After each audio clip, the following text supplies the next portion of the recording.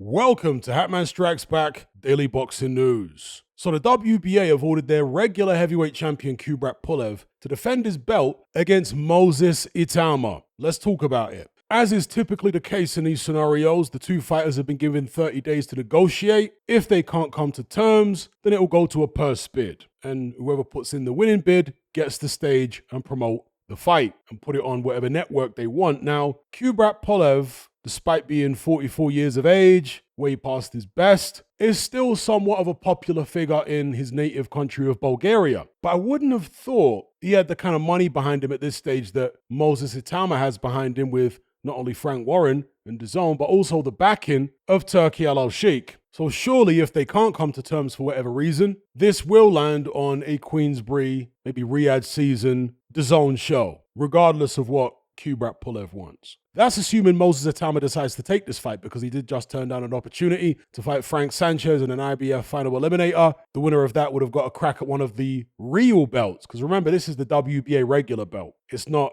generally recognized as a real world title. So Itauma turned down the opportunity to win the right to fight for a real world title in the past couple of weeks. Will he turn down the opportunity that he's being presented with here to fight for this secondary world title against Kubrat Pulev? And effectively, this is just another final eliminator, because what tends to happen with the WBA and their regular belt is the super champion will be mandated to fight the regular champion. So it's pretty much Itauma turning down one final eliminator to take another. But I think most people would argue that this is an easier fight than Frank Sanchez would be. Kubrat Pulev was a decent amateur, fought at the international level for a long time. As a pro, he's been pretty disappointing. He had 2 world title tilts. The first against Vladimir Klitschko, and despite hurting Klitschko in the first round, he otherwise got beaten up and knocked out. His second world title tilt was against Anthony Joshua, and it was a similar outcome for him. Other than that, he's had wins over the likes of Derek Chisora, Hughie Fury,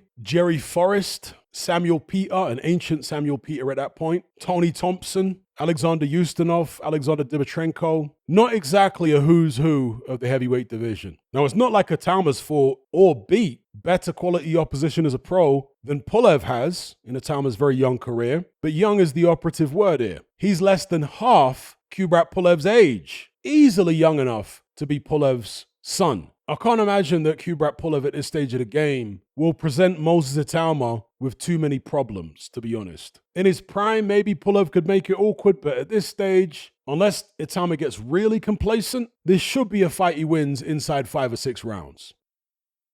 Pulev always had a good jab. He used to have pretty good footwork, but his feet have slowed down considerably now, and he's been down and stopped a number of times. I'd expect Itauma to do the same, get Pulev out of there. I think he'll be far too fast. His reflexes will be far too good. And one of the major problems for Kubrat Pulev over the years is that he never had a great straight right hand. His jab was really his bread and butter. In fact, I wonder if Kubrat Pulev's a converted southpaw. I don't know. I'm asking the question because his jab was always way better than his right hand. His right hand tends to be thrown in a looping fashion. He's not very accurate with it, and it doesn't appear to have that much power on it. And the straight right hand, of course, is usually the most effective punch against the southpaw. Not always, but usually. So you got a fighter here in Pulev who normally relies on his left jab going up against the southpaw, and typically southpaws are able to nullify the left jab of orthodox fighters. And if that's your best punch and your backhand ain't up to much, you're in trouble against certainly a southpaw as dynamic as Moses Itauma. If this fight happens and Itauma wins, then some people might try and make the argument, perhaps his team, that he's like the second youngest heavyweight champion in history after Mike Tyson. I won't buy that personally, because again,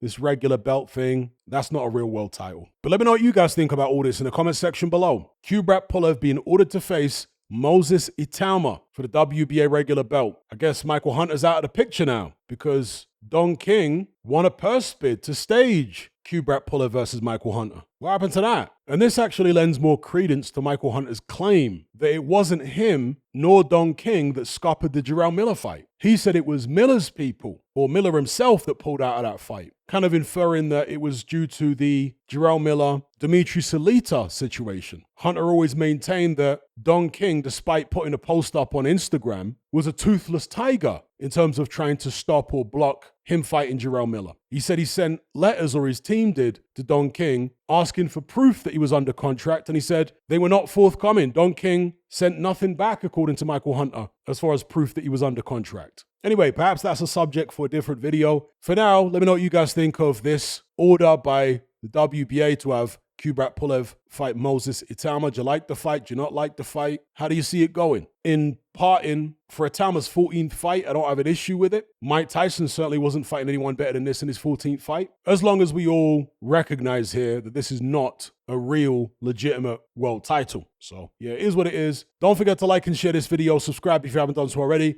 Thank you all for watching. I'll catch you on the next one. I'm out.